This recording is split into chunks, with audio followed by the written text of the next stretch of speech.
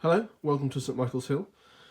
This would usually be the January update, or I suppose it is the January update, although there hasn't been too much done on the layout in January. So I thought I'd quickly show you what had been done, and then I'm going to show you the latest version, the latest addition to the fleet. So through the month of January, I've done a little bit of scenery work. I've added a few people here and there on the layout. I've added a little bit more kind of rubbish and detailing, but generally I've been working on kind of a few projects. So a couple of them are in shot now. I'm not necessarily going to say what they are, although it won't surprise you to know that the HST there is one of them. That's being worked on at the moment. The other thing that I've started to do, but is certainly a long way from being finished, is putting back scenes on the side, or side scenes on. So the wood, I've had it cut. It's obviously needs to have some tunnel holes cut through it and then be fixed to the board and painted up. Same with this side as well, although I need to give that a bit of a trim or sort the back scene out. I think what's happened is the back scene at the back is able to be pushed in and out, so it's just probably needs to be straightened out so it's in line with the top corner over there. So I'll get that in, get them painted up blue, probably try and cover the joins a little bit if possible, and hopefully that will make the whole thing look a lot more finished. And then all I need to do is get a face certificate on the front here and finish it off quite nicely before I start adding fiddle yards and things like that. So that's pretty much all that's happened on the layout. It's probably going to be a similar story for February, although I would like to obviously get these back scenes done, the tunnels cut out of them, and also I'll add the road surface to the bridge. This will be kind of half a bridge, I suppose, so in the back scene I might add some details of to show you that the other side of the bridge is there rather than just being a very narrow bridge. But that's probably something I would like to do and get that all a little bit more finished. But there's probably not going to be too much more work done on the layout itself, just because, like I keep saying, everything's being packed away. At the moment, I'm looking to move in March, so come March I'll be back up and adding to the layout and working on the fiddle yard probably. But in the meantime, I'm still modelling, I'm still doing projects, so don't expect the videos to slop or slow down until they'll still be coming on a weekly basis. With the HST project, there is another project that I've already mentioned starting, and a few other things I've got in the pipeline, so it'll keep coming. But for now, that's probably all that's really been done on the layout. So I will look at the newest member of the fleet. So here's the latest member to the fleet. It's a Class 60 from Hornby in the Railfreight Triple Grey livery with load haul branding. This is number 60070. It's a brand new model from Hornby that they've literally just released in the last week or so. I had it on pre-order from Model Railways Direct, and I got it last weekend. So it's totally brand new. I've heard so many good things at the Class 60 from Hornby, which is why I was interested in picking one up.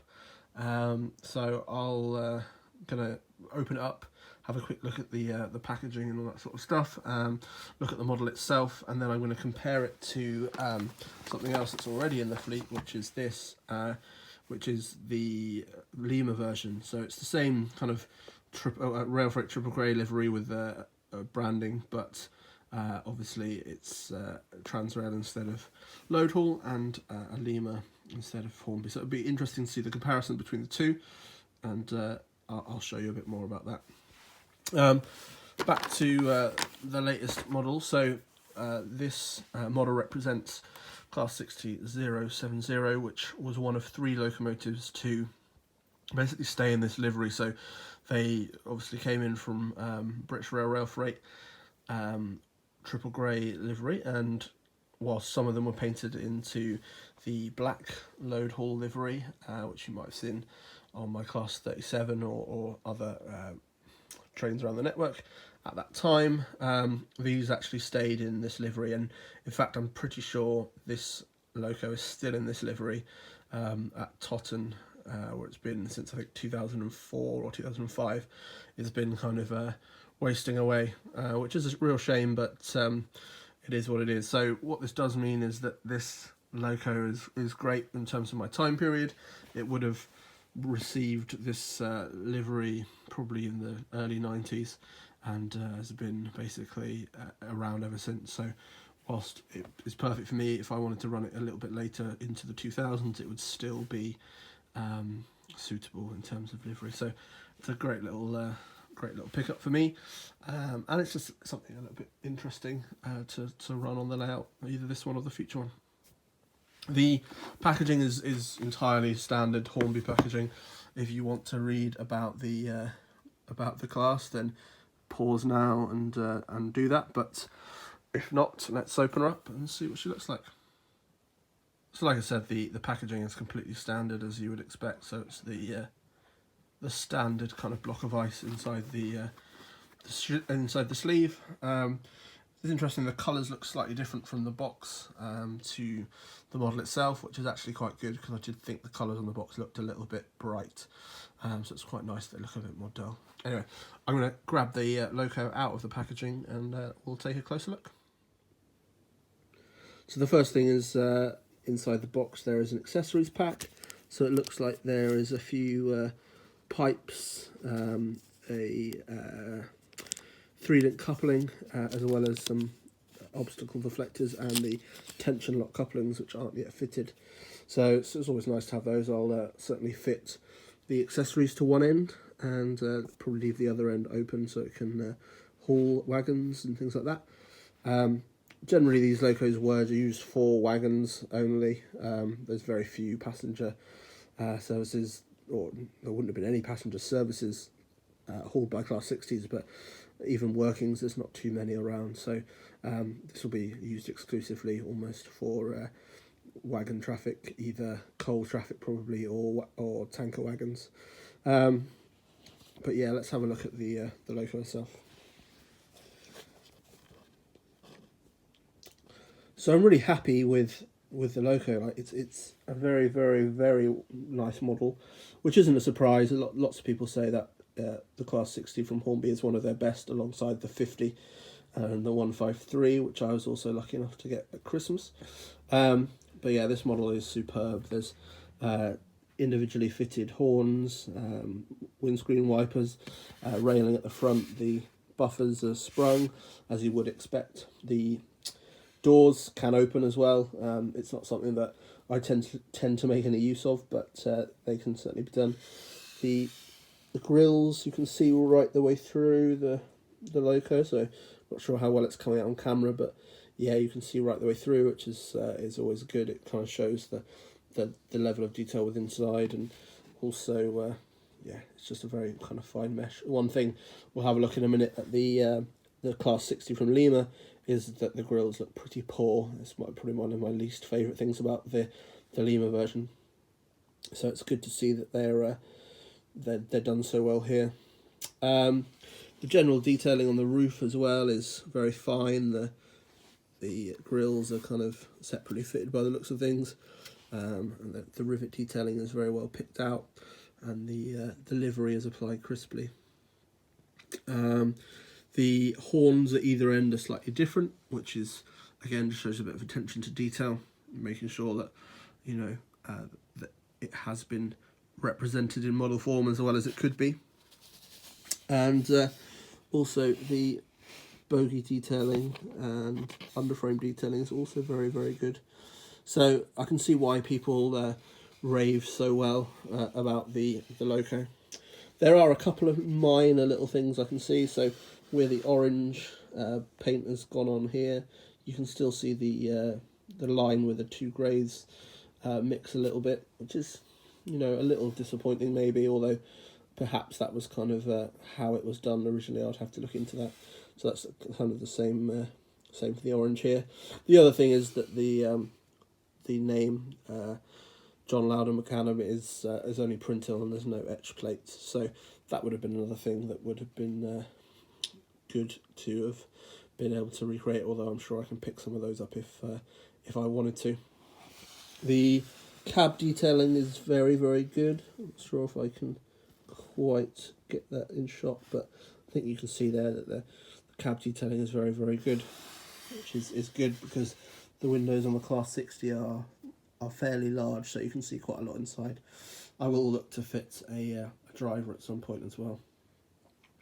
So before I run her in and get a DCC chip fitted, I will quickly do a comparison to the Lima version and see what differences there are and whether the Lima is worth kind of improving, adding anything to kind of get it up to a similar level. I always feel that as soon as you put a loco next to one that's of a far better standard, suddenly it shows a little bit. So it will be interesting to see how different they are and how much work the Lima version will need to kind of run on the site next to this and look not out of place. So here they are next to each other, and to be honest, generally they're not a million miles away. Obviously ignore the big coupling on the front of the Lima, which is something that can easily be removed, but the body shapes are quite similar. The Hornby one at the back's, windscreen is a lot, the detailing around it is a lot finer. You can just see the windows look a lot bigger because of that.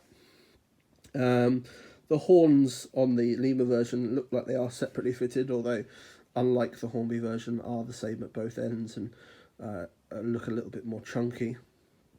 The buffers obviously aren't sprung, but again that can be something that could be changed if required.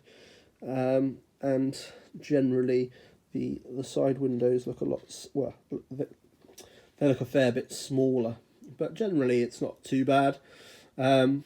The colours are slightly different, so the greys on the lower side certainly are lower body side down here are slightly different. There's a bit more warmth in the Hornby version, and the yellow is slightly more dull on the Lima version, and there is actually a bit of kind of bleed around here. So it's not bad, but it's certainly, you can just tell the difference.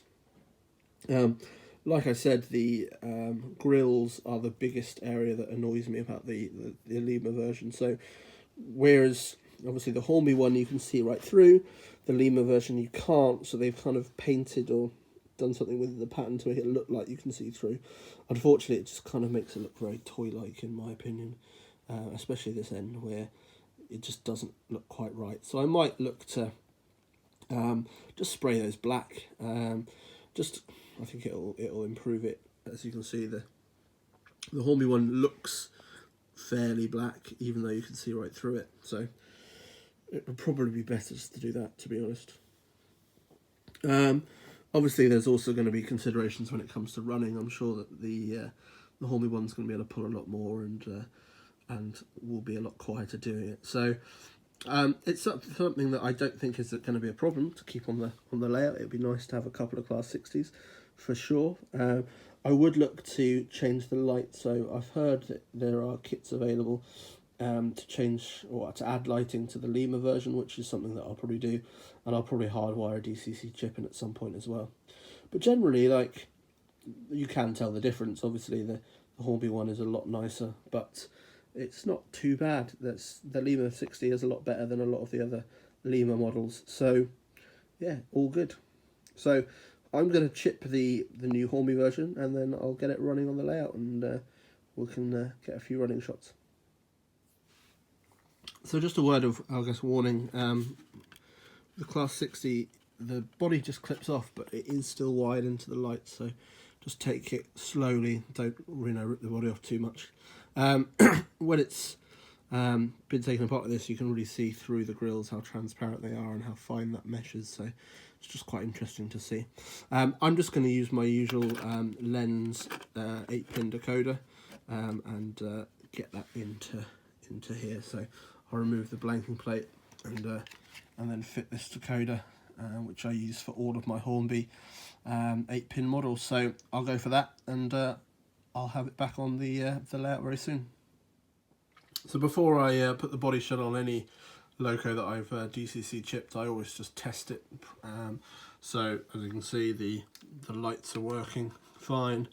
And in terms of movement, it moves along. The slow speed crawl is incredible on this, so yeah, very happy with that straight out of the box.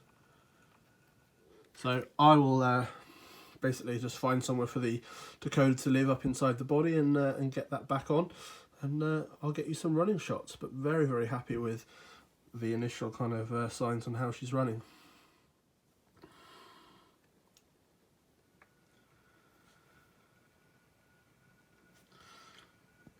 So there she is, running on the layout. The body is really easy to get back on and off generally.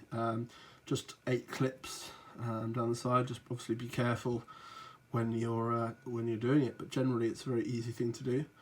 And yeah, very, very happy with how she's running. Super slow running straight out of the box is always massively encouraging. And yeah, just all over wonderful model. So I'll leave you with a few running shots, and I'll see you again next week on St Michael's Hill. Thanks very much for joining me. Bye.